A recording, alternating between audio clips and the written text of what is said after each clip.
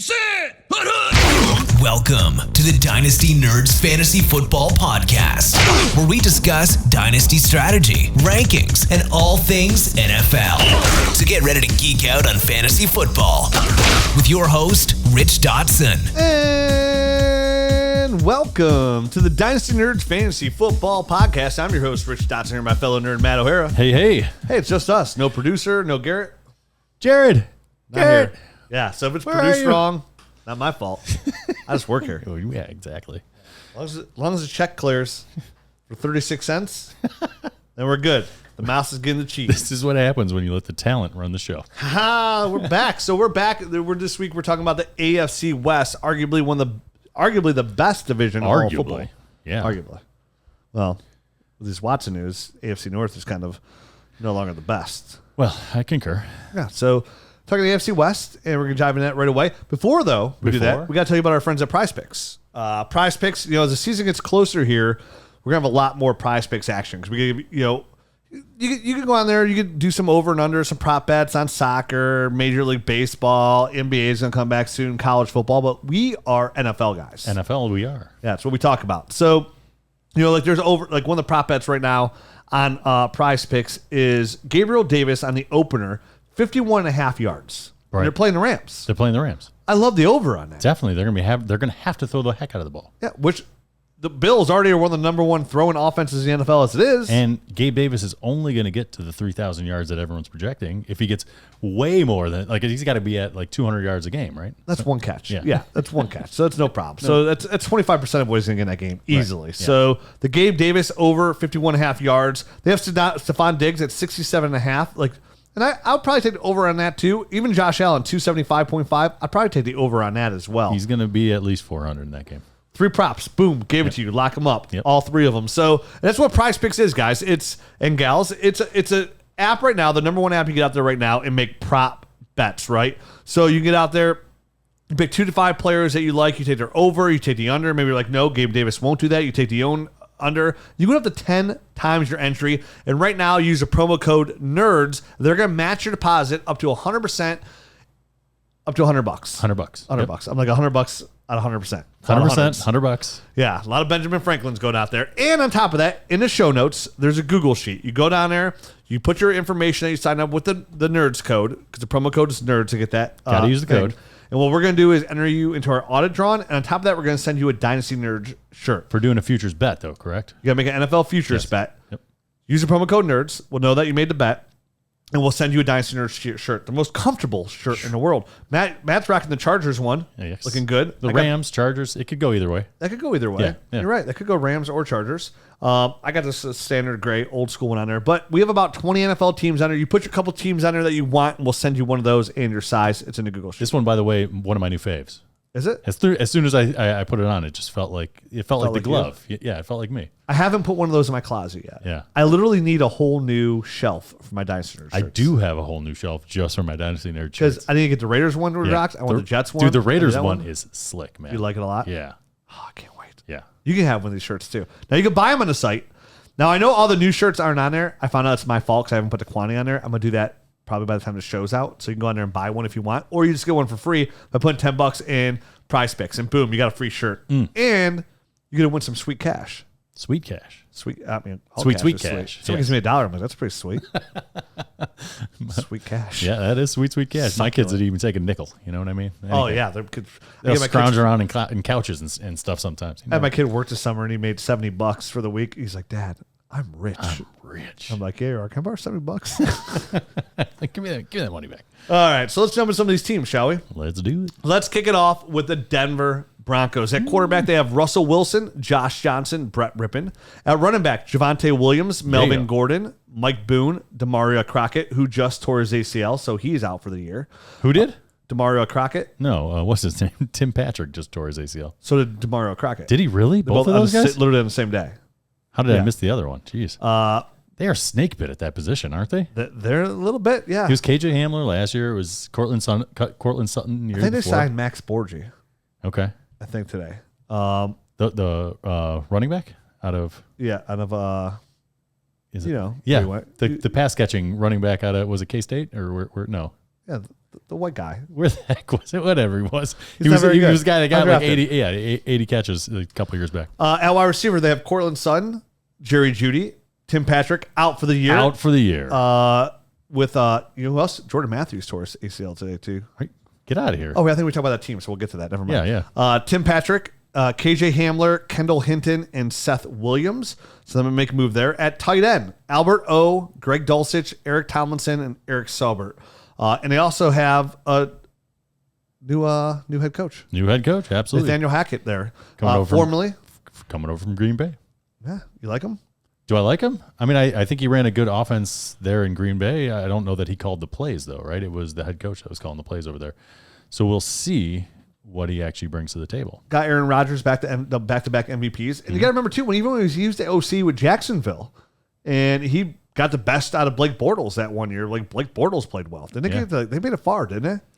Is that AFC Championship? Blake made it to the AFC Championship one year. Correct. Yeah. I don't know if he was the OC that year, but they did make it far with him once. Yeah, so he's actually had 3 top 10 NFL offenses. Nice. Going back all the way to 17. Their new offensive coordinator is going to be Justin Outen there. So, I mean, it's just one of those things where we're going to see how it goes. I mean, he runs a pretty balanced offense. I mean, the rest of the NFL, he runs it like 60% of the time, right around there, or passes around 60% of the time. I mean, I think if you use the blueprint there in Green Bay, you're going to see running backs getting thrown passes. You're going to see a lot of involvement from the running backs. Period, and it just makes life easier on the quarterbacks when you lean on the running game. And obviously, when they signed Melvin Gordon this past year to this 1 year deal, that they were doing that to kind of solidify the running game, make sure if something did happen to Javonte, there's a guy that's more than capable there. And really you can rely on the running game so much better when there's 2 guys. I feel like the NFL in general, they see the teams like Cleveland and some of these other people that have 2-headed monsters. And even if one guy isn't there, they're not missing a beat week in and week out. They're not struggling to get through 2 or 3 game stretches when their running backs go down. So I think it's a smart move by them. And obviously Russell Wilson is the hugest story here. He's going to make the biggest difference here in Denver. And his ability to go deep, I think, is really going to highlight guys like Cortland Sutton, obviously a big, tall guy that can go up and get the ball. And Jerry Jeudy, we haven't seen, I think, the best out of him, but Jerry Jeudy is going to be, I think, at worst, a Tyler Lockett type of guy, and I think from a talent standpoint, he's got a higher ceiling as well. Yeah, Cortland Sutton, you think, and Russell Wilson are a really good match together. The way he can put down the field, you push the ball downfield, which he likes to do. I know Wilson, he just turned 34. We know these quarterbacks play a little bit longer, and his numbers are down, but he had that fractured finger, which was an issue a little bit there. Right. So that should be an issue. I mean, I know his Russian numbers are down a little bit, but he's 34, so you'd expect that a little bit for those Russian numbers to come down. But this is a guy who does like to push the ball downfield, and that's what Cortland Sutton does, because he lines up on the outside so much. And they just signed him to a big contract. You got to remember, the new GM, George Patton there, he didn't draft Jerry Jeudy, but he did sign Tim Patrick to a 3-year deal, gave him $18.5 million guaranteed, then he got that. And then he signed Cortland Sutton at the time to a big contract, 4 years, $60 million. That's a great deal. Now at $35 million guaranteed. So this is somebody's going to come in and be his number 1 receiver on the outside. Yeah, absolutely. Back to the Tim Patrick stuff, I do think that's going to be a bit of a blow, because he had a surprising year last year, and I think he would have fit really well with Russell Wilson as well on the outside. So that does it tempers a little bit of the enthusiasm around that wide receiver core. They're probably going to have to go out and find somebody, because behind those 2 guys, they don't have really much. I mean, KJ Hamler was the 46th pick in the draft in 2020, and Jeudy was the 15th pick there. So they have KJ Hamler, but he's a deep threat that might get a little bit something out there. What I'm interested to see, and I saw today he actually started practicing and running routes there, was Greg Dulcich, right? So you have Albert O, you got Greg Dulcich. The concern is a little bit, so what I'm worried about Albert O is over time, Russell Wilson doesn't throw over the middle a lot. If you look over his stats over time, he does not throw over the middle. That's not really like his. It's not his thing. It's not his thing. Yeah. He likes to push it outside where Sutton lives. Jeudy, he ran most of his snaps in the slot last year. He ran 74% of his snaps from the slot last year. So what I'm really interested in is Dulcich, who's a really nice receiver, the rookie. I wonder how they're going to. I wonder if they could utilize him somehow on the in the passing game on the outside. Yeah, that's a really good point, because his body, his frame is kind of like an enlarged wide receiver. He's not a typical stocky type of tight end guy. He does look a little bit taller and leaner, maybe a little bit more high cut of a tight end. So I could see them kind of splitting him out wide and getting him involved, especially now that Tim Patrick's gone down. So, to your point though, Russell Wilson, what is he? He's one of these shorter quarterbacks. So they have to design certain plays to get him on the outside, and then really you're cutting the field in half at that point.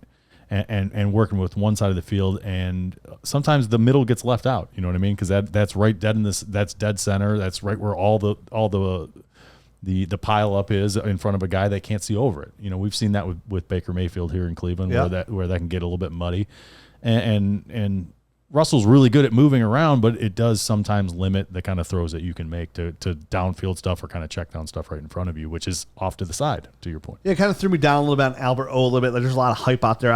I would look at Albert O as a sell. I mean, some of the hype has already kind of dissipated a little bit. Obviously, taking Greg Dulcich has hurt that a little bit as well. But looking at the stats here of Russell Wilson, and I was really surprised like how much he did not throw to the middle of the field and avoid that inline player there. So I was kind of taken aback by that a little bit. And I know he loves to throw the outside. I know he has a lot of success to it, doing it too. But even over the last couple of years, like Wilson just hasn't been that same prolific quarterback that we've seen over these last couple of years with some of his numbers. So I do like Dulcich as a nice, sneaky guy. Obviously, a rookie tight end is not going to come out and lay it up, but him, Daniel Bellinger, Keane Allen, these are all tight ends that like I would love to have some shares of. I'm going to start up, and I took Bellinger, Dulcich, and I think it was Jake Ferguson was the other one.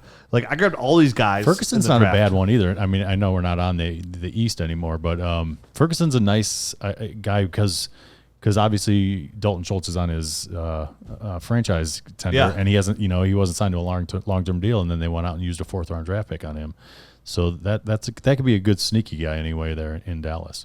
So we're gonna see about Russell Wilson here in Denver. We expect him, but they might rely on the run game here too. I mean, we already know they're thin at running back. So when you go to the running back, you have Javonte Williams. Right now, we know Javonte Williams from him as an actual running back was fantastic last year. I mean, his .31 missed tackles were like number 1 in the league last year. He averaged 3.4 yards after contact, which was top 7 in the league last year. So Javonte Williams is a really proficient runner.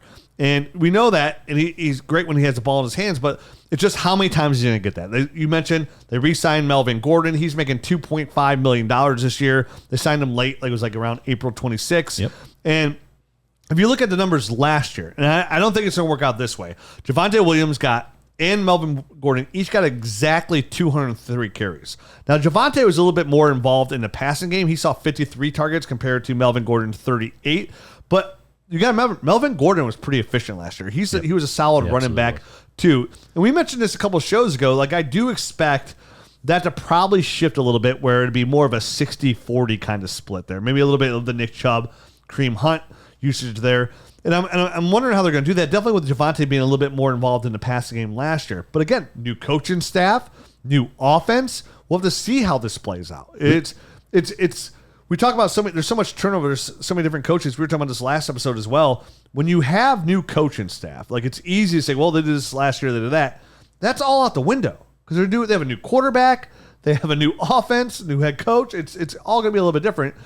Do you think it's going to be a 60-40 split, or do you think it'll be a little bit closer to last year where it's 50-50? I mean, I think they're going to give Javonte every opportunity, right? Javonte is 21, he's going to be 22, right? I mean, that's where I think he's playing this season at 22. Melvin Gordon's going to be 29 during the season here. So just from an age standpoint, I think you got to see what you have in the young guy, because then it's if he can handle the load, if he can handle the responsibilities of being in there on 3rd down and getting blocks and everything like that, he's not killing Russell Wilson. I don't see why you would take him off other than to give Melvin Gordon a series or two within a game. That's at least how I feel. If I'm running the show, you got this guy in a 1-year deal. He can do it if Javonte gets injured, and he can be very efficient in whatever opportunity he gets. And at 29 years old, you don't want to beat up a guy too much in Melvin Gordon either. So I mean, it could be It could be 65-35. You know what I mean? It could be probably something closer to that in my mind, and you're fine as long as Javonte Williams proves that he can do all the stuff in the passing game that he needs to do. When you look at it from a dynasty outlook here, like who are your buys here, who are your sells? I'm really interested to see how they use Judy here. A very prolific route runner. But again, he ran a lot from the slot, a lot more in the middle. We know Russell Wilson is going to throw there. Can we line him up on the outside? Do they move Greg Dulcich to the slot, move him there, and then Albert O as an inline tight end? Yeah. Because I look at it as, like, obviously with Russell Wilson and Superflex, I look at him as a sell.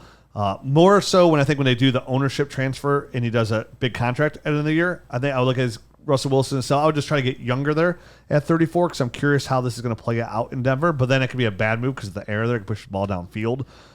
I mean, I personally, I think Russell's probably got 5 or 6 years. I think he's one of these guys that can play for a long time. Not a sell then.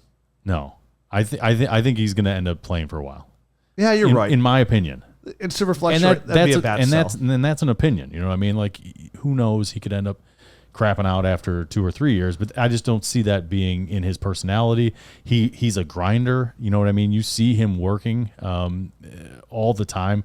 He's not a guy that's going to rest on his laurels. I think he keeps himself in really good shape and is going to be able to handle this for the long term. But do you think – I'm not worried about how long he plays. Yeah. That wasn't my number one concern. My concern is Russell Wilson's probably viewed right around like quarterback 9, 10, right around there. Is his value going to take a dip is what you're saying? Do you think he can produce at that level? You know, the influx of young quarterbacks, more coming in every single year. I expect Trevor Lawrence to take a step forward this year. Some of these young guys, at least 2 of them are going to get better here. We've already got a good, strong base with the top 3 locked in, the 4 after that.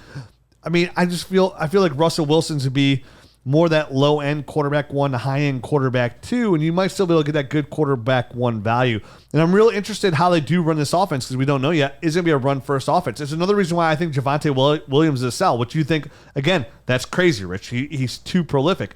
But I don't know yet, I feel like Javonte Williams is value right now as a top 5 dynasty running back, and I don't know how that gets higher than that. So I feel like I can go out and sell Javonte and get equal value plus. Every audit show we've done, it's always been selling Javonte Williams to get better. I think you get so much return because that the hype is still high there. No, is this the Miles Sanders effect from a couple of years ago? That's always the question. Is he actually going to produce and have it go up? Or is the bottom going to drop out of this share? You know what I mean? Is that the basic question you're asking now, or yeah? What? I just don't, because I don't know if they're going to run the ball a ton here, and his value does skyrocket. But then he still has Melvin Gordon there, but Melvin Gordon's be gone next year, right? What if he pulls in Aaron Jones though and goes berserker and is way more involved than anyone ever thinks in the passing game? And then, when I looked at target shares, that what kind of got me a little bit excited. Yeah. Was the target share there that I saw he almost doubled Melvin Gordon's target share. And then he's a top 5 running back for the next 4 years. Exactly. And then he does have more value. That's what I'm afraid of. I guess they're all holds in Denver right now. See how this all plays out, what kind of offense they're going to run. That's the thing. Like, you said it before, and we were talking off the show, and it was an unrelated topic about money. But it was...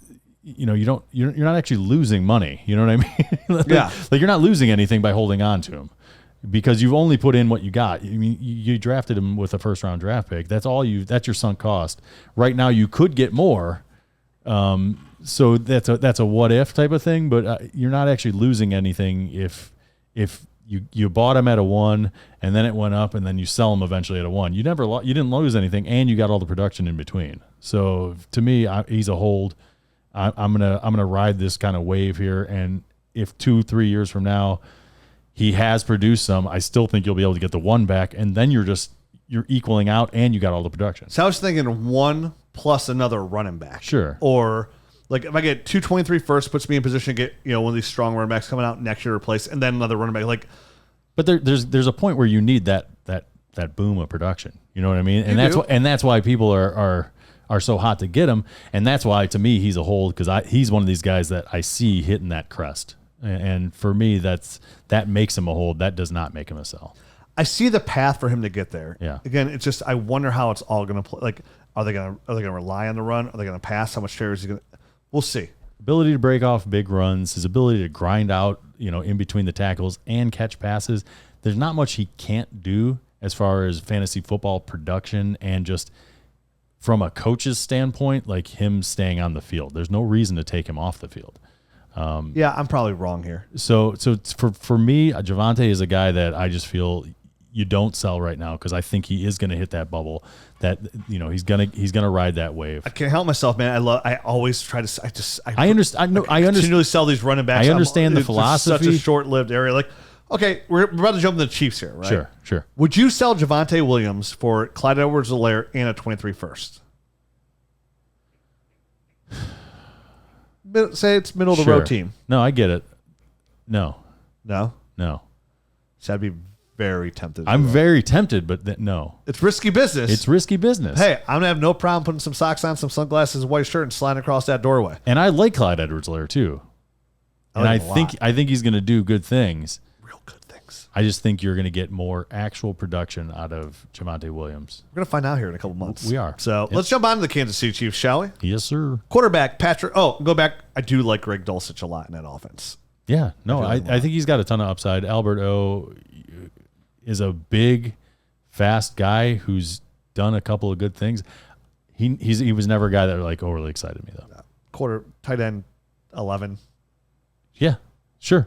Yeah. And especially with Russell Wilson's history of not really throwing much to the tight end. So. Exactly. Even though he helped Gerald Everett, who we'll talk about later here for the Chargers, when we came back from that finger injury, be like a top 9 tight end at the end of the year last year. But we'll go back to that. We'll get to him. Kansas City Chiefs quarterback Pat Mahomes, Chad Henne, Shane. Was it Bichelle? I can't remember. Yeah, sure. If you say so. Running back Clyde Edwards-Helaire, Ronald Jones. I don't know the third string quarterback or care. And Derek Gore. Did they resign Jerick McKinnon? Yeah, McKinnon's there. Okay. Wide receiver, Marquez Valdez-Scantling, Mecole Hardman, Juju Smith-Schuster, Skye Moore, Josh Gordon, Justin Ross. It was an undrafted free agent, but he is on IR right now with another foot surgery. Not another, but a foot surgery. Tight end, Travis Kelsey. Did you say Corey Coleman? Corey Coleman's there? Yeah. Corey making that roster and care about Corey Coleman. I was flabbergasted by how many old Cleveland Browns were on this team. Tight end, the Travis Kelsey, Blake Bell, Noah Gray, Jordy Forston. And this is this is an offense with when you got Eric Bieniemy run it, they throw the ball. Yep. And they throw the ball a ton. Almost 70% of the time this team is throwing the football. They throw to set up the run. That's it. Yes. Instead of the other way around. They signed Ronald Jones to a $1.5 million deal. Only $750,000 of that is guaranteed. They give him some incentives to get up to 3.5. He's very cuttable. Very cuttable. Yep. Wide receiver Juju Smith-Schuster signed a 1-year, $3.25 million with the Chiefs. Again, it could be worth $10.75 with incentives. He is not cuttable. He's there this year. Marquez Valdez-Scantling is signed to a 3-year deal, $30 million with $15 million guaranteed. He's not going anywhere. Nope, he's not going anywhere. They signed Justin Watson to a $1 million deal, 1 year. He's cuttable. He's cuttable. Zero dead money if they cut him. They drafted Skye Moore. They drafted Isaiah Pacheco. And then, of course, Mahomes, there's not a lot to talk about here. He's been a quarterback 1 every single year. From 2018, he was QB1 pretty much. Then, he's been a top 7 QB consistently here. And this is somebody where you're like, hey, well, they lost Tyreek Hill. But Mahomes even showed with instances where he didn't have Tyreek Hill, he's still very efficient. He still throws the ball really, really well. I mean, he was quarterback 1. He's been a quarterback 1 every time, even when Tyreek Hill has not been in the offense there. So for me, there's not a lot to discuss about Pat Mahomes. I know there's been a slight dip with a Josh Allen, Justin Herbert boom, and I think you would see in a majority of Superflex startups where a year and a half ago you just said there's absolutely no way 2 years ago that Pat Mahomes is not the 1-1 Superflex for the next 5 years. Yep. Well, it shows you how much change happens in Dynasty and how quickly it does, and nobody sustains that number. Josh Allen's right now ranked for most people the number 1 Dynasty quarterback, and Justin Herbert's going 2 in a lot of spots. Yeah, no, absolutely. And they're the new shiny toys. But it doesn't diminish Patrick Mahomes at all. To be number 3 when you're in that group of those 3 guys, it's not really that big of a difference, in my opinion. Anyway, I would be happy with any 3 of those guys. How about that? Oh, it's a tier. Yeah, it's a tier. It's a tier. There's no law. If you get Pat Mahomes as you're right, you're settling for at number 3, then you're in a good spot. Right. He's 26. he's going to be 27 this year compared to, however, those guys just have a couple more years. And that's, I think, probably why they're getting pushed up above him in a lot of these things. But they all have some very similar upside. Obviously, Patrick Mahomes losing Tyreek Hill, there's going to be a little bit of a bump down in his value as well in some people's eyes. But you just laid it out. He is still very efficient even without him. And this is going to be a little bit of a transition year. I would expect Kansas City to start off a little bit slow while they're trying to figure out how all these pieces fit together. But Andy Reid and Eric Bieniemy, they're going to get it figured out. They always do. They've got an amazing offensive minds, and they're going to, by week 5, be rolling. And there might be an opportunity early on in the season, if they don't get off to a fast start, to maybe go in and get some of these pieces, because by the end of the year, I mean, just look at Andy Reid's track record. They're going to have a good offense. Andy Reid's track record kind of leads me into this Clyde Edwards-Helaire take before the Pat Mahomes, because Pat Mahomes, yeah, you're right. He was a quarterback 1 without Tyreek Hill, and every time they played. You also get in Dynasty is that 10-year contract is a very nice thing to have. That to be fair, none of these guys are going anywhere, but Pat Mahomes is the kind of quarterback that it's not like Josh Allen. You're relying mostly on that rushing. Like Pat Mahomes will get it done with his arm as well. Yep. When you say figured out, there's a lot of vacated targets there in Kansas City. And what Andy Reid has a history of doing is using that running back, mostly in the third year when they break out, is passing to the running back. We've seen now already, once he came off the pup, Clyde Edwards-Helaire has been used in the passing game so far in training camp. I know it's way early, but he's been used there. And what excites me about that is, one, the history of not, so far that's something that has not been used at Clyde Edwards-Helaire. They used Darren Williams in an aspect. They have not used Clyde Edwards-Helaire. And we saw when he came out, he was one of the best pass catching running backs coming out in this draft. They used a first-round pick on him. It's year 3. All these vacated targets at the line of scrimmage, it all sets up for Clyde Edwards-Helaire to be involved in a passing game. We saw guys like Brian Westbrook finish as running back 1 in back-to-back years as a top 5 running back, catching 90 footballs in an Andy Reid-style offense. I look for Clyde Edwards-Helaire to take a big step forward here in this offense in the passing game. We know Ronald Jones has stone hands, right? He's not catching any footballs there. Derek Gore, Jerick McKinnon, those guys are wayside guys. So they use that offense. Even if he just gets the Darrell Williams receptions, there's a really good chance that Clyde Edwards-Helaire is going to come in here and be that running back. He's had a barrage of injuries so far coming in there. Going back to 2020, he had the hip, the ankle. He had the ankle in 2021. He had the knee in 2021. He had the shoulder in 2021. So what about the gallbladder surgery at the end of last year? He said he was down to 160 pounds when he came down to that injury. So look for him to come in and be that target running back. And I think this is kind of offense now without Tyreek Hill, taking away those receptions at the line of scrimmage. It sets Clyde Edwards-Helaire up to be, to me, one of my biggest ADP jumpers in Dynasty fantasy football. And I've got a lot of heat for going on that rant I did about taking Clyde Edwards-Helaire number 1 ahead of DeAndre Swift, J.K. Dobbins, Jonathan Taylor. And rightfully so. Sure. It was a bad take.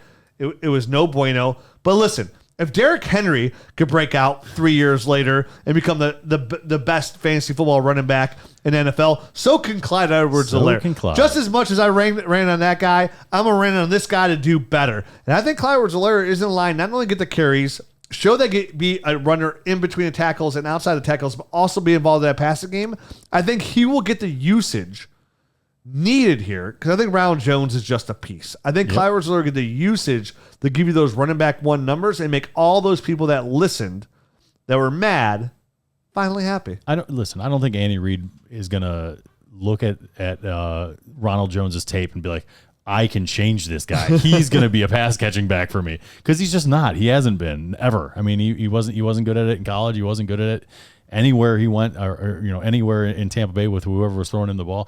So I don't think he's going to try to force that round peg into a square hole there, and try to make him that. So it boils down, to is it CEH, or is he going to rely on Jerick McKinnon, who looked good in little spot duty? But I think what you're getting with Jerick McKinnon. He's a 30-year-old guy who does well in the passing game. He's not going to be able to stay healthy. No. And that's just the bottom line. Jerick McKinnon, he can't hold up to the rigors of a full NFL season if he was the number 1 guy. And when I said vacated targets, I'm not talking about like even receiving targets. They have the most vacated outside of the Ravens. Sure. They have the most vacated targets to the running back available. Okay. So, and we know, again, going back to the college tape, Clyde Edwards-Helaire is more than suitable to handle that workload. He had 50 catches his senior year to go along with like 1,400 rushing yards. So he was a very multifaceted running back coming out, which is why you and I both liked him. It wasn't just you that liked Clyde Edwards-Helaire. I liked him as well. And, we loved the fit in Andy Reid's offense the most. And I think we're finally going to get a chance. To your point, Derrick Henry, broke out in year 3 because he wasn't getting the opportunity. Right. And, for him, it was DeMarco Murray was ahead of him. And he finally, that guy, as DeMarco Murray was kind of winding his career down, Derrick Henry was kind of winding his career up. It's a little bit different situation because Clyde Edwards-Helaire, was nicked up and injured and stuff like that. But he did see other people getting his opportunities, which is kind of where I'm running the parallel with Derrick Henry and the opportunities. And now there's no one else there to take those opportunities. An opportunity for a running back is everything, man. It is absolutely everything. I mean, we talk about all the time. It's not about, again, Alvin Kamara being the best running back. It was the system and scheme he was in, an opportunity they had. I mean, we're going to talk about team in the next episode when we cover the NFC West in the Nerd episode. Look what James Conner did with an opportunity, right? Absolutely. He was a banged-up running back for most of his time in Pittsburgh, and that was his big knock. He goes to Arizona, stays relatively healthy, plays 15 games, gets involved in the passing game much later in the year out there as well, and he finished the season as running back 5 in Arizona. Ooh. James Conner. So there's absolutely no reason that Clyde Edwards-Helaire can't finish in that realm as well. When you look at the receiving core here, it's a big mystery because this is a team, long as Pat Mahomes has been there, there's been one receiver that's been fantasy worthy, and that's it. It's Tyreek Hill. I mean, so much so going outside of the year that Sammy Watkins finishes Sammy Watkins finishes wide receiver 4, a high-end wide receiver 4, so the low 30s. They haven't had another receiver even finish in the top 60, 70 realm there. Yeah. It's been a one-guy show. So you bring in Juju Smith-Schuster, and let's face it, guys, I know he was a big name there for his first 2 years. He did some good things there in Pittsburgh. He was really good after the catch, but we haven't seen that since 2018 pretty much. It's been almost 4 years since Juju has been a relevant fantasy football receiver. They got a guy in a second-round pick who's only 24, Mecole Hardman, that can stretch the field. I mean, he's coming off a career year. He had 83 targets last year, 59 receptions for 693 yards. So that was a quiet, production there. They're bringing Juju. They signed Marquez Valdes-Scantling to the most money to bring him in. Yep. So you assume to be Marquez. I mean, they're only paying Juju $3.5 million. You know what I mean? They're not. He's got to be a part of this offense. And it's a 1-year deal. It's a 1-year deal. So they bring in MVS to most likely be the number 1, who could stretch the field, bigger guy, can stretch the field. He'll probably be Pat Mahomes' number 2 option because obviously Travis Kelsey. Yep. There's nothing we got to say about Kelsey here. They moved his money up. He'll probably be the number 1 fantasy football tight end in 2022. He'll see the most targets. He'll be the number 1 receiver in this option, in this offense, and you have MVS. So if he has a history of not producing any other fantasy football relevant receivers besides one, and Grant's Tyreek Hill, one of the best receivers in the NFL, is there an opportunity here for a guy to produce? Are we just looking at a couple low-end wide receiver 2s, wide receiver 3? Yes. Do you think anybody's even viable here at all? No. So start with MVS, Juju Smith, and Mecole Hardman. Are any of these guys viable for your fantasy football team? Because I would honestly only say Marquez Valdes-Scantling will finish as a top 36 fantasy football wide receiver this year. I'm not even willing to really say that. So here's how I see it, and this is very, this is just the way I see it. I don't know if Andy Reid is going to share a brain with me. I'm sure he's got much deeper thoughts on the offense than I do.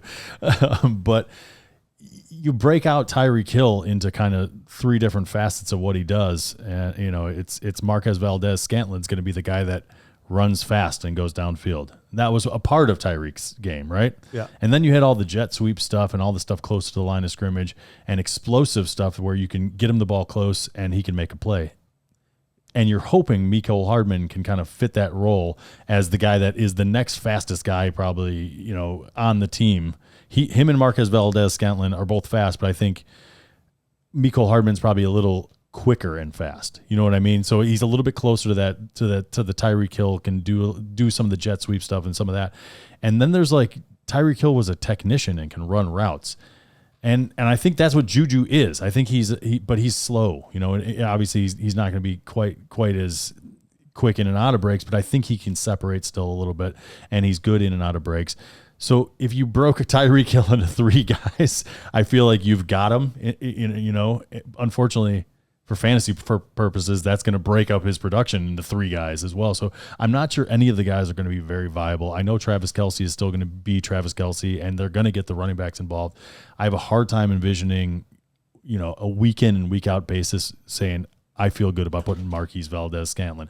I feel good about putting Juju Smith-Schuster, because I think it's going to depend on who they're playing, where their strengths are on defense as far as coverage and what kind of scheme they're running and how Andy Reid's going to exploit it that week. In this offense, I'm buying a couple areas here but I'm not going for I'm not buying Juju. Yeah. Oh, and then there's Skye Moore here. So we haven't talked about Skye Moore. Right. Thinking of that, Skye Moore. How much do you want to really rely on a rookie? Because I think Skye Moore is probably the most exciting guy. But in your fantasy lineups, year 1, do you feel good about putting Skye Moore in? Year 2. Year 2, I feel great. I mean, he's got great hands. Yeah. This guy who only dropped 3 balls on all his targets in college. Smaller school in Western Michigan. Yeah. So Skye Moore, I think Skye Moore, what makes me worried about those Juju. Again, I'm not worried about Marquez Valdez-Scantling. He's gonna find his role. He's gonna be that receiver. I think Marquez Valdez-Scantling needs to learn to catch the ball better. He can get open deep, and he just has some issues with his hands. I think Skye Moore, the second half of the season, will be this number 1 receiver on this roster. I do. I do as well. So he could be like a late push kind of guy. Yeah. But I'm buying Clyde Edwards-Helaire on this roster. That's the number 1 guy I'm buying on this roster. I would take Mecole Hardman in a package deal where I could try and find a way to get Mecole Hardman on there for the risk for the 22 season, see if I could pan out to something there. But I feel very comfortable giving up a 23 first if I'm a contender for Clyde Edwards-Helaire. Yeah. No, I feel great about Clyde. I feel, obviously there's no reason to worry about Kelsey. And it is the wide receivers. I think Andy Reid's going to find a way to make it work and get his guys open and get them passes. I just don't know how week in and week out how fantasy relevant those players are going to be. Skye Moore included for this year, because I think he's going to show flashes, and I think, like you said, towards the end of the year, he'll probably get a greater chunk of the opportunity. But early on, I think there's guys ahead of him that I think Andy Reid they're going to see that they're ready to go. And the rest of this Kansas City team is ready to go. It's going to be hard to rely on a rookie. And what stinks is you can't buy Skye Moore right now in Dynasty because people just spend a first-round pick on him. Right. As high as number 8, 7, people were taking Skye Moore. I saw him go as high as 6 overall in a rookie draft. So you can't buy Skye Moore, unfortunately, right now. Mm-hmm. You would hope and watch to see if there's any kind of dip there in a buy-in window. Because would you pay a late 23 first for Skye Moore? Oh, easily. Yeah. Yeah, so you'd buy there as well. Yes. So those are my buys. Great offense. Very, very, very intriguing player. I like his tape a lot. Yeah, second round pick. They took him with the 54th pick in the draft, so he's got a draft capital to go behind it as well. Skye Moore's a buy, probably unrealistic buy though, but I think Clyde Edwards-Helaire is a very realistic buy for most dynasty teams. If you can get a 23-year-old running back in a prolific offense with a head coach that has a history of throwing the football to the running back when needed, I think that's a good buy there. And I think I'm probably just a little bit higher on Juju Smith than you are. I think you're very and out. And while I don't think he showed much there at the end of his tender there with the Steelers.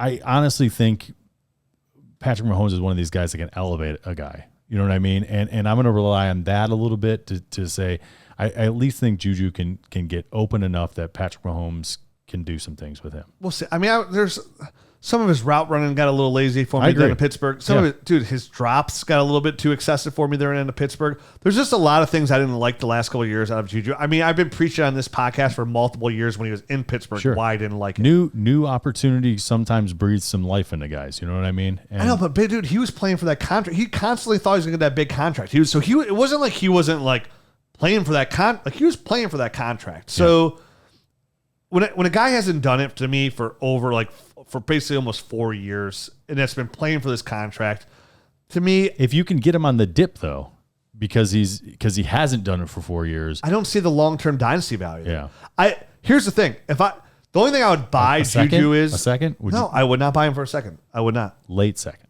No. Early third. Early third. Yeah. Okay. Early third I'd buy him for. All right. But that's it because And somehow if I got him for a second, I'm literally just praying that there's an early week 1 through 3 spike there, and his veteran presence is something that they rely on, or he does like that early Sammy Watkins, where Sammy Watkins is like wide receiver 1 for 2 weeks, right? Goes ballistic. Yeah, and then 40 points in 2 weeks. I don't think there's any long-term value in Juju Smith-Schuster in this dynasty world that we live in. I think he's gone, right? Yeah. Like he's just gone. There's too many young guys that are coming in. We've seen a huge influx of young wide receivers. We're going to see more coming in next year. I don't think there's a room for Juju to be that guy from what I've seen on his tape. I didn't like his tape coming out of college, coming out of USC at all. Neither did I. He made me look bad Yep. for that year and a half, 2 years there. I was like, oh, well, maybe we missed on Juju. But again, it was just 2 years. So I feel like I don't miss, because if I only got 2 years out of a receiver and I invested a first round pick or pick on him, like that's not a good pick in my eyes. Like there's no long-term value there. Like if I draft a receiver and I draft him high, like I need 4 years minimum out of this guy. Like I need something out of that. Agreed. A running back, I'll take 2 to 3 years always. Right. But the 'Cause you're receiver, I burning and need that churning those longevity. guys. Yeah, right. You know? Absolutely. And I'll wait 3 years for a tight end always. But for a guy like Juju, from what I've just seen, if I go back to his college tape, a couple of years of that, and his 5 years in the NFL, there's been 2 that have been enjoyable. The rest have just been okay. So I don't see value in that long term. So I'm not buying because I don't believe in him, and I don't think he finishes a top 36 receiver this year. Not even top. Yeah. Listen, like I said, I think I'm higher than him I'm higher on him than you are. I'm not like jumping up and down. I don't think he's like the best piece in this offense or anything like that, but he might be cheap and easily obtained, and who knows? You know what I mean? Who knows in this offense? At receiver, PPR, who has the most fancy points on this Chiefs offense when it's all said and done at receiver? By the end of the year? By the end of the year. I think Week 18, it's over with. I'm sobbing in another failed Brown season. I think, can I say Josh Gordon? No. I forgot he's even on the roster. Justin Watson. No, I honestly do think it's probably Juju. You think it's Juju? I do. Okay. And that's why I say that. But I don't think it's a lot. I don't think he's like fantastic. That's the thing. I want to get super ballsy and say it's Skye Moore that finishes with the most points. In my head, that's what I was about to say, and that's why I laughed at myself, and I went, I can't do that. So I want to say Skye Moore, but I think Marquez Valdez-Scantling gets him just by his early production. You think Marquez Valdez-Scantling's good for like 800 yards or more? I think it's good for about maybe a hair more. We'll see how, Okay. no, because I think Skye Moore's going to, I bet Juju's going to finish at best as the 3rd most fantasy points on this roster. At best. Juju in 2020 had almost 1,000 yards. Oh, well, great. Good for him. I'm just saying, it's only They play 18 games. Last year was 17 games. Last year was bad. Obviously, 15 receptions, 129 yards. But 2020, 988 yards, and that was the year. That was the year that Big Ben was out too, right? Was that the year he missed? I think that was. And he was the only receiver there at the time. There's like nobody else really producing. No, Chase Claypool was there, or no? James Conner. It was that hurt. I think Ben was on. Whatever. Either way. I call turd, you call gold nugget. So there you go. Before we jump into our next team, let me tell you about our guys at FFPC. If you're wondering what FFPC is, it's the home to the largest high-stakes dynasty league community in fantasy football. They have over 1,000 active leagues. You can get there and join a $77 league all the way up to a $2,500 league. And what I love the most, I've been saying them for weeks now, about the FFPC is they offer consistent year in, year out reliability. Like that league that you join will be there every single year. Best ability. Yeah, I mean, it's the best ability is reliability, right? Or availability. So to me, we talk about this, and you can't put a price tag on that, man. Like the how much goes into Dynasty of the rebuild, the investment in trades of future draft picks, right? Like there's a lot you invest. You're not only your money, but your time into this, right? Yep. And like part of the fun of Dynasty is sometimes the rebuild. So if you don't get that, if you do that and the league folds within a couple of years, like not only you wasted your time, but more important, you wasted your money. And FFPC is going to give you that security of leagues. So they've never had a Dynasty league fold since 2010. So 12 years straight nice of track running record, thousands of leagues. They've never had one fold. And they have a lot of other stuff going on too besides FFPC leagues. They have a wide range of redraft leagues, contests going on there just starting at $5. Go check them out. myffpc.com. Right now, if you enter the promo code NERDS, you're going to get $35 off any new FFPC startup registration. They have leagues, teams you could buy out there, start your new league. If you're going to host a league and you want to pay for it outside of one of these other leagues, and you're worried about a fold-in, or you don't have enough people to join a Dynasty league, just say there's got 5 good buddies you want to get going, you want to fill it out, myffpc.com is the place to be. Use that promo code NERDS, and they're going to help you out. $35 off. If it's a $77 entry, boom, you're in there, man. $35 off a $77 entry. Can't beat it, man. Yep. Can't beat it. So let's move on to the Las Vegas Raiders. Quarterback, Derek Carr, Jarrett Stidham, Nick Mullins. Running back, Josh Jacobs, Zamir White, Kenyon Drake, Brandon Bolden. Zamir. I like Zamir a ton. And they traded up for Zamir. Yep. They moved up 4 spots to trade for Zamir, so they like him as well. Wide receiver, Devontae Adams, Hunter Renfrow, Matt Collins, Keelan Cole, Tyron Johnson, Demarcus Robinson. It's just going to be Devontae Adams and Hunter Renfrow. Tight end, Darren Waller, Foster Moreau, Jacob Hollister, and Nick Bowers. They obviously signed Jarrett Stidham and Nick Mullins. One of these guys is going to be the backup there. They signed Brandon Bolden. I think they signed Brandon Bolden, who's a nice pass catcher running back. Did very well in New England last year. But they also have Kenyon Drake. Yep. There, who's a really good pass catcher. And they restructured his contract, so I think Kenyon Drake's locked in for this year. I think he said it last time we said it was a buy, right? Yep, he's absolutely locked in. They can get out after this year for Kenyon Drake, but this is one of those guys with a bunch of phony years on the end of it too. Yeah. So he has like a 2022 end of his contract, but it actually is on the books till like 2026. So they're going to have him for sure for this year. So he's a pass catcher running back. Now, yeah, Brandon Bolden's capable, but what Brandon Bolden also does is Brandon Bolden plays really good special teams, like really good. So they signed him to be a special teams guy. Brandon Bolden is a culture guy. You know what I mean? He's coming over from New England. He knows what is expected there from Josh McDaniels. Same thing with Jarrett Stidham. They brought Patriots guy that traded for him. Yeah, they traded from and brought him over. So he'll help. Both those guys are going to be guys that help other guys along and kind of get people acclimated to the system. And they're not going to be huge, big time fantasy producers, but they're on the roster to kind of help the other people and prop them up and get them used to this stuff. Josh McDaniels is bringing in his guys. He brings in Jacob Johnson, the fullback from the Patriots. They signed Amir Abdullah. They trade for Devontae Adams. Yep. They give him a contract, 5 years, 141.25, $67.5 million guaranteed. He's locked in here. They signed Demarcus Robinson to a $1.2 million, but only $427,000 guaranteed there. They signed Matt Collins to a 2-year, again, not a lot guaranteed. Keelan Cole make the roster. He's got $150,000 guaranteed. Right. They signed Jacob Hollister. He's got $76,000 guaranteed. So the big thing here is going to be Derek Carr and Hunter Renfrow, Darren Waller, and Devontae Adams. That's the offense. And Josh Jacobs is going to be the starter. They're going to use Zamir White here as well. I think they're going to ride Josh Jacobs as much as they can. He'll be the main starter. I think Zamir White will be the starter in 2023. And Kenyon Drake will be the pass catcher running back. Yeah, and here's the deal. I think you're right on with the wide receivers. They're going to funnel the targets to Devontae Adams, Hunter Renfrow. Obviously, Darren Waller's going to be running free through the center like he never has. But Kenyon Drake is going to be the pass catching guy. That is his role. That is what he's made. That's what he's been made for. Like ever since he came into the NFL, that's been his thing. And Josh McDaniels loves using those guys. We broke them down a couple of shows ago. But Zamir White, in my opinion, just has something that Josh Jacobs doesn't. And I think we're going to see enough flashes early on in the season because I think you're right. I think Josh Jacobs is going to start off as the guy. This is his last year. He's tied through the end of the season. And I think they're going to want to, run him into the ground as much as possible. But what Josh Jacobs doesn't have that Zamir White does have is that legitimate 4.4 speed.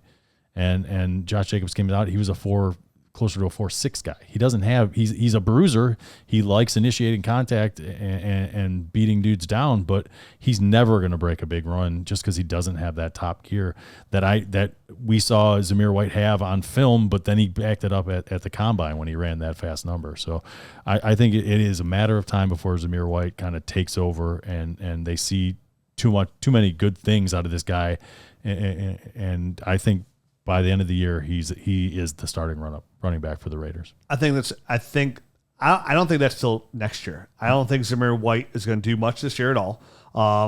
And when I look at the Raiders here, I was diving into Josh Jacobs a little bit because I do like Josh Jacobs a lot. He's somebody in the first 3 years of his career have had 1,200 yards every single year. He's been a guy, a borderline running back one every single year. And what we saw out of college was he's very viable in the passing game, right? Yep.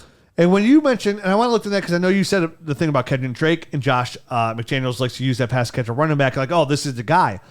I actually think that Josh Jacobs could be that guy this year as well. I think it gives a little bit, I think it opens the door a little bit more for the Zamir White usage that you'd want to. I think Josh Jacobs will be there on third down.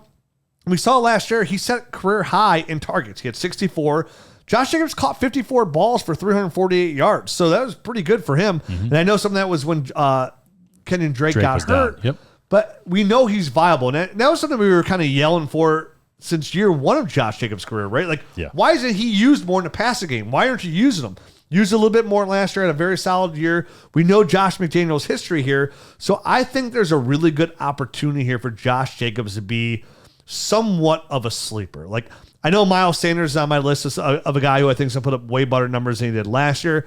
He's getting pissed.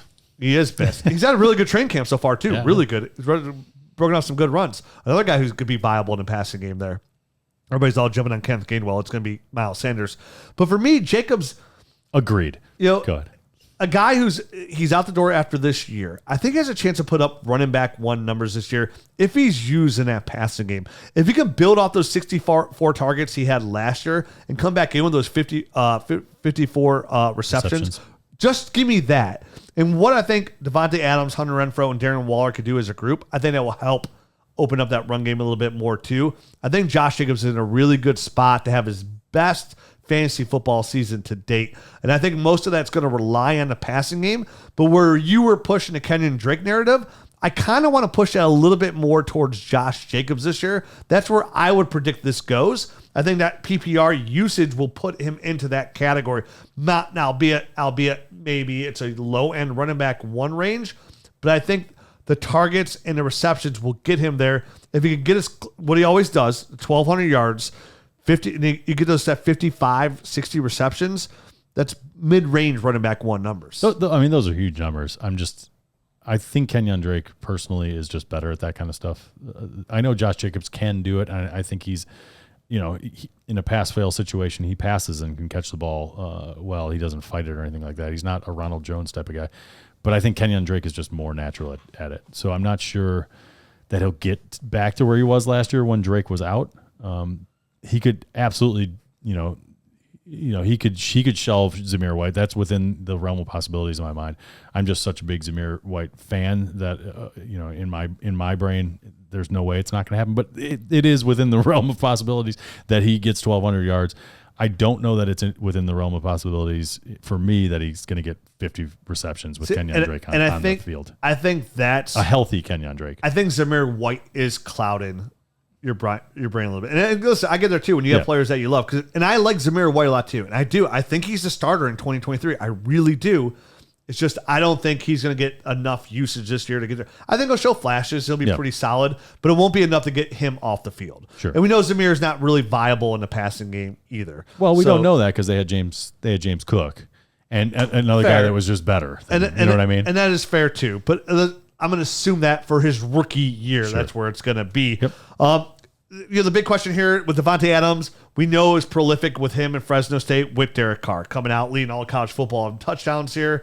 We know Derek Carr is coming off a really good year last year as quarterback number 11. Now, some of that is a little bit diving into it a little bit because we sit here and preach Derek Carr for months on this podcast. Some of those numbers came back where they weren't as sexy as I thought they would be. When they had Henry Ruggs on the field, Henry Ruggs would stretch the field there. Mm-hmm. It really helped Derek Carr. It helped, obviously, Hunter Renfrow in the middle.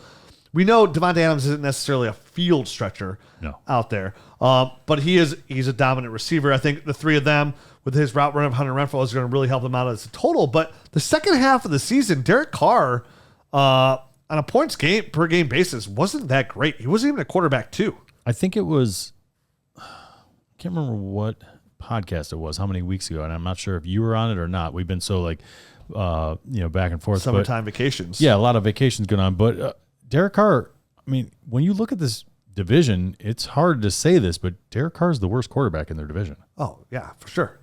So I mean, that's what you're working with, though. He's not the worst. He's not the worst quarterback in a lot of other divisions, but he's in this particular division. And that's what I'm talking about. He is the worst quarterback in this division. That's not to say he's bad, and not to say that he's bad for fantasy football purposes, but there's areas that he could improve on, and he could get better at. And Adams should help him a ton. Absolutely. I mean, because Adams is one of the most prolific receivers in the game. It's the reason he got the contract. And it's not just because Aaron Rodgers was his quarterback. I mean, now granted that he was there for most of the time, but even when Rodgers got hurt and Brett Hundley was the quarterback for 8 games, Davante Adams was a wide receiver 1 for 5 of those 8 games. 5 of those games, he was still a wide receiver 1, finished as high as... With who at quarterback? Brett Hundley. Brett Hundley. UCL Bruin. The last week of week 14, he finished as wide receiver 3, 10 catches, 84 yards, 2 touchdowns. Obviously, the touchdowns get you there. But, I mean, he was outside of a wide receiver 3 twice. In week 7, he only caught 2 balls for 12 yards. And then wide receiver 43 in week 13 that year, 4 catches for 42 yards. So, for me, this is just going to take this whole Raiders offense to another level. Yeah. No. I think obviously adding those pieces is going to be big for Derek Carr. That being said, I still think he's the 4th worst quarterback. And he is. You know what I mean? Renfro helps, and obviously he's a part of the future. He signed that 2-year, $32 million extension there. He's a lethal weapon in the red zone. I mean, Derek Carr does not run the ball. Derek Carr's never even had he doesn't average over 7 yards a rush per game. I mean, he does not move the ball at all. That's not his thing. He's not trying to do that. He wants to win with his arm, and that's fine. You know what I mean? Even from a fantasy standpoint, from a superflex, standpoint, I still want to have him on my roster. I think he's a great number 2 to have. But he's going to be that borderline quarterback 1, low end quarterback 1, high end quarterback 2. I think that's kind of where he lives. Will Davante Adams be able to push him up a little bit? Maybe, but there's 3 guys I'd rather have within his division. So, and that's just his division, and you know what I mean. So he's gonna end up right around there. Okay, he's in the Kirk Cousins realm there. Yeah. And what about Darren Waller? He turns 30 in September. September 13th, he turns 30. Didn't have the best year. Obviously, he started off week 1 as an absolute monster. Stud, 19 targets or something crazy. Yeah, but then he got banged up. He had the knee. He strained his knee. He was out from weeks 13 to 17 there. Got hurt in August a little bit there as well. Somebody who came in still, even though he played 11 games, still had a ton of targets in the offense. But again, Davante Adams is going to come in and take some of those away. Where do you look at Darren Waller in the dynasty landscape right now as a 30-year-old in this offense? Is he still in that top tier? I think he still has top tier upside for sure. I think last year was a down year, and this year, he's going to be seeing coverages that he's never seen before because Davante Adams on the other side. And not to mention that, but Hunter Renfrow has proven that he's a weapon too that people have to actually pay attention to. I mean, he'll nickel and dime you all day long, and Derek Carr is fine with that. If you don't cover them, and all that does is suck the defense up a little bit closer to the line of scrimmage and makes that window, between Davante Adams on the one side and everyone kind of sucking into whatever Hunter Renfrow is doing. It makes a nice little pocket right over the top, and that's perfect for tight ends to just, Derek Carr can just drop it right in there, and he could have a huge year this year. And at 29 years old for a tight end, 30. He'll be 30. It's not ideal. Season kicks off September 12th. His birthday is September 13th. 29 to start the year. It's not ideal, but it's not like the deal breaker of all deal breakers. How old is Travis Kelsey right now? 34. Yeah, exactly. He's still doing it. He's the number 1 target. He is the number 1 target. Beast. Yeah, no doubt about it. But I think Darren Waller is going to be kind of running free this year. In Dynasty right now, Travis Kelsey 34. Who'd you rather have, Darren Waller or Travis Kelsey? Travis Kelsey. Okay. So you have Kyle Pitts, Mark Andrews. Yep. Kyle Pitts, Mark Andrews, George Kittle, Travis Kelsey. Right. Would you put in Dynasty right now?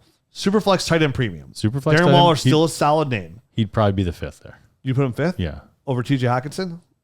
Yes. You would? Yes. Okay. Dalton Schultz? Yes, I think Dalton Schultz is a volume guy who... He'll see that volume this year. He'll see the volume this year for sure. I think Dalton Schultz is obviously younger and has a chance to do it for much, much longer.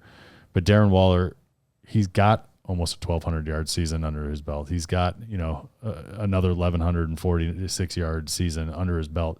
And I think that's well within the range of outcomes. That was 2019, 2020. Last year was the year he got injured. I think he could just jump right back into that 1,000-yard range pretty easily. I think he's worth drafting there. But I'm concerned about 3 receivers on a team having over 1,000 yards receiving yards. So I'm somewhat concerned about that because I think Hunter Renfrow. You think Hunter gets above 1,000 yards this year? I think it's pretty damn close. I think he'll nickel and dime you, but I think he will. I think he'll nickel and dime you probably to 800 yards this year. It's that 17-game schedule that really kind of makes 1,000 yards a little less. Tight ends, they don't see a ton of targets. A guy like Travis Kelsey is seeing 140 targets. 2020, Darren Waller saw 146. It was 2020 though. It was his best year ever. He's the main focal point of the offense. That's usually hard to come by when it comes to tight ends. It's hard to see them get over 100 targets, right? So he had 107 the year before, 2019. For me, I think Waller belongs there in Dynasty rankings. 93 last year. And it's 11 games. And yeah. But I think Davante Adams is coming here and eat these targets. They made the highest paid receiver in NFL for a reason. They're going to be looking Davante's way for a reason. He's one of the best players in the NFL. No doubt about it. That hurts Waller. It does. It hurts Waller. And Renfro's too good of a route runner not to get his targets as well. And we mentioned the passing games of the running backs here. So to me, in Dynasty, for me personally, I think Waller's completely fair to take him there at 5 overall at tight end. But from a Dynasty outlook, I'm looking at guys that I'm a little bit more interested in that I would look to trade Waller for. Dallas Goedert, TJ Hawkinson, Dalton Schultz. And I'll listen to Dalton Schultz where they couldn't get a long-term deal with him done. I'll listen to that argument. But if they franchise him 2 years in a row, it wouldn't be the most expensive thing in the world for the Cowboys either. And I'm also interested somewhat in guys like Cole Kmet. The upside there, getting younger. So, I think let me put it this way. I think this is a big year for Cole Kmet, by the way, very big year. Because if he does nothing. Oh, it's like he's a princess on the parade. It's the tumble. He's the town Mrs. Beauty Queen in the pageant waving in that beauty wave. But what I look at is for Darren Waller from an age standpoint and almost from a contract standpoint, you could probably trade Darren Waller for Zach Ertz plus and probably get pretty close to the same fantasy football value there. Definitely comes a target share. So I'd rather just trade Waller for Zach Ertz plus. And you're getting 2 years older, but that's not that bad. And for what you got out of Zach Ertz at the end of last year when he went to Arizona, that's pretty good. That's what I'm looking at. I'm not trying to get worse at tight end, but I think when you enter that second tier, which is where honestly it'd be the third tier because Pitts and Andrews are in their own tier. Yeah. For dynasty tight ends. When you get to that third tier, and I guess you could put Waller in the second tier with Kittle, Kelsey, and then Waller. I guess if you want to put him there, I wouldn't argue that point either. I just feel like that third tier of it gets really broad there. So if I get anything plus, that's what I'm looking for. No, I agree. The tight ends get murky pretty quick. All right, let's move on to a great team, shall we? Let's do it. The Los Angeles Chargers, quarterbacked by Justin Herbert, Chase Daniel, the guy who's thrown 8 passes and made $55 million in the NFL. Best gig ever. Oh, I love that guy. Easton Stick. At running back, Austin Eckler, Isaiah Spiller, Josh Kelly, Larry Roundtree. At wide receiver, Keane Allen, Mike Williams, Josh Palmer, Mike Dubs, Jalen Guyton, and DeAndre Carter. At tight end, Gerald Everett, Donald Parham, Trey McKitty, and Hunter Camp Moyer. Parm Sammy. They signed DeAndre Carter at wide receiver. 1 year, $1.1 million. Nothing crazy. Yeah. The biggest sign they made was Gerald Everett. They signed him 2 years, $12 million, made $8 million guaranteed. So when they signed Jared Cook to a contract, they're like, oh, here's $4 million. Gerald Everett, they paid. Gerald Everett's the starting tight end. As much as we like to put down Parham the hype, yeah, Gerald Everett is the starting tight end here for the Los Angeles Chargers. For this year. After 2022, they can get out from underneath that contract. And they most likely will. Yep. What I love about when this, he gets them the token 400 or 450 or 500 yards that he always gets, he will be cut. What I love about this offense and what I love about the Herbert rise and why he's arguably the number one dynasty quarterback. Obviously, Josh Allen. You can make an argument for any of these guys. With Justin Herbert is we talk about, just like with the running back scheme system, Joe Lombardi, the offensive coordinator, loves to push the ball downfield. Loves it. And Joe Herbert does it so well. And he's got really good weapons to do that in Keane Allen and Mike Williams. So Joe Herbert does? How about Justin? All the above. His brother Justin. Joe Lombardi. So when you look at like, hey, Rich, what do you mean Justin Herbert's the number one dynasty quarterback? There's Josh Allen and there's Pat Mahomes. They've got the long-term contracts. Well, guess what? Guess who's coming with a long-term contract here? Guess who's going to be the highest paid player in NFL history when they sign a contract? It's going to be Justin Herbert. Yep. You know, Justin Herbert has 77 touchdowns so far through his first two seasons. I hadn't been counting, but that's pretty good. You know, it's the most in NFL history. What's the most? He's breaking records. Oh, that is a record. I thought you were asking me, what do I know what the most is? He's only 24 years old. Yeah. The best is, we haven't even seen the best of Justin Herbert yet. So for me, this is, there's nothing, we don't sit here and need to talk about Justin Herbert for much. He's locked in that top tier.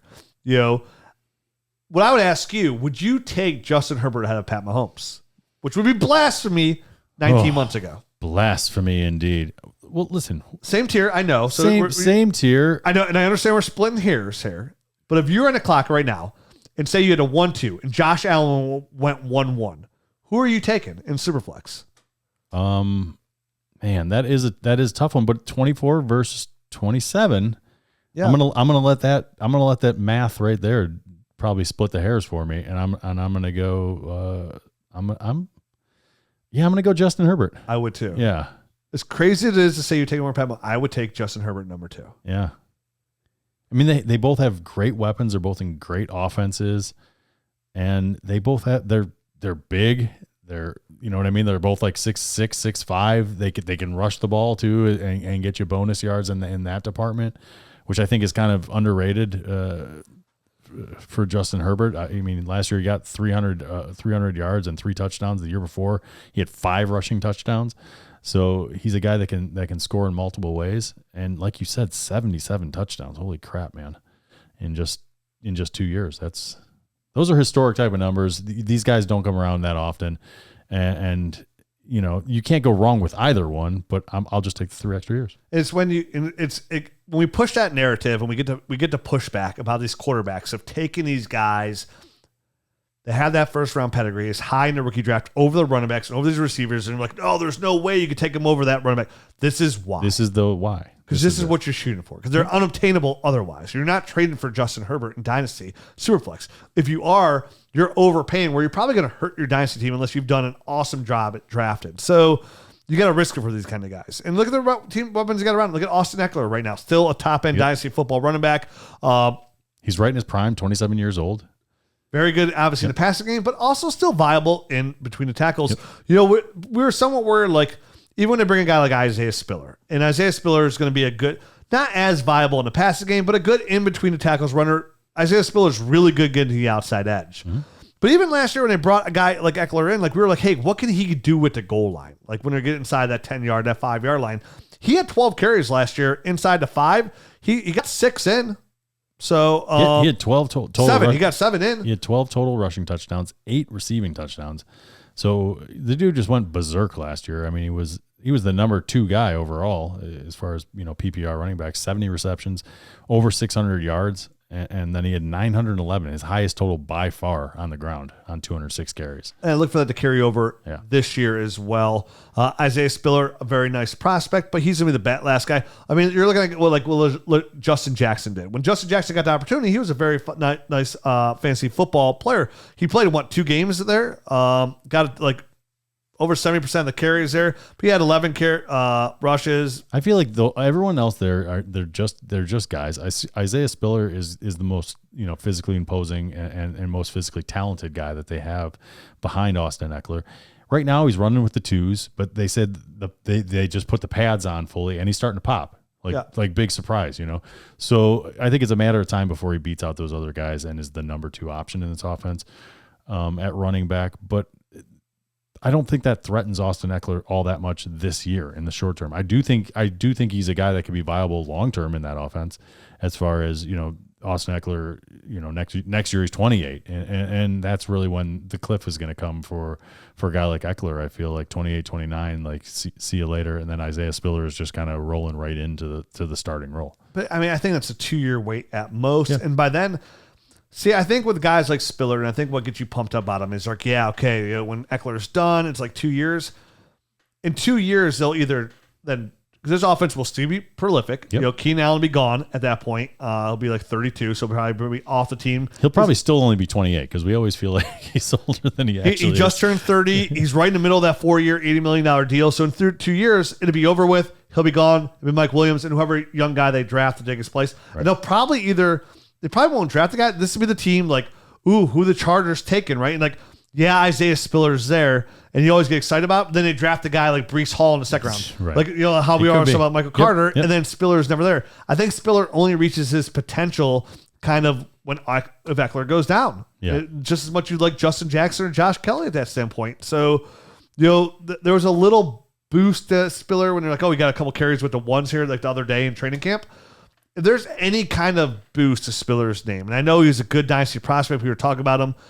I'm selling him because I don't think I could wait 2 years for Isaiah Spiller to pan out. Like how many of those running backs that we see that we wait for pan out? And I feel the same way about a guy like Tony Pollard, right? Like, oh, you're waiting for Tony. By the time they get their opportunity, they want to bring in the fresh legs anyways, and they don't even want to pay those guys. They're 28 years old, and it's just like, see ya. They're not paying those guys their second contracts. So for me, the only one that ever really panned out was like Michael Turner from LA when he got outside of LaDainian. And there'd be other guys like Ben Tate in Houston. Like, oh, once he gets the opportunity, he end up signing in Cleveland. Yep. This is going to be it. Didn't pan out. Yep. Horrible. How many of these guys can you think of I'm trying to think. I'm racking my brain. I can't. They're locked in the number 2 role sure. for 2 years, at least 2 years, that end up being the guy down the road. It doesn't happen in fantasy. Yep. And Michael Turner was 12 years ago? Because if you're good enough to be a starting running back, they see it. They see it. Yeah. And it takes a guy like a Chris Carson that comes in and they just win the job. Yep. You know what I mean? So for me, the Isaiah Spiller hype, I think we saw a small boost to him because of what he was doing in training camp just because of the news there.